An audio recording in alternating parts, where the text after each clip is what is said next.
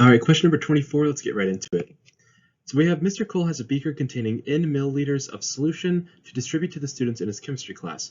If he gives each student 3 milliliters of solution, he will have 5 milliliters left over. In order to give each student 4 milliliters of solution, he will need an additional 21 milliliters. How many students are in the class? All right, guys, so this is one of those hard problems on the SAT, so let's try and break it down really quickly here. So if he has a beaker that contains N milliliters of solution, then that just means that N equals the total volume in milliliters, right? Okay.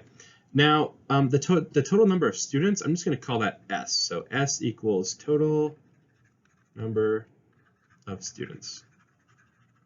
Okay, so now we want to make an equation out of this. So it says that if he gives each student 3 milliliters of solution, he will have 5 milliliters left over. So basically what that's saying is that if I start with this total amount of solution, and then I subtract off 3 milliliters per student, that's basically saying I'm going to take my total amount, which is N, and then I'm going to subtract off 3 milliliters multiplied by the total number of students. So that's going to be 3 times S. So what's going to happen is they tell us that if you do 3 milliliters per student, you get 5 milliliters left over. So we have N minus 3S equals 5.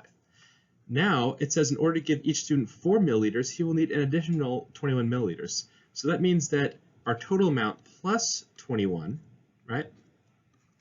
If we subtract off 4 milliliters per student, there's going to be 0 remaining, okay? So what we can do is let's go ahead and just simplify this out. So I'm going to have N minus 3S equals 5, and then this right here is going to simplify down to N minus 4S plus 21. So what I want to do now is I want to actually subtract both of these equations from each other. So let's go ahead and rewrite N minus 3S equals 5 as N minus 3S minus 5 equals 0. And then I want to subtract off N minus 4S plus 21. Okay, so what we're going to get is N minus N is going to be 0.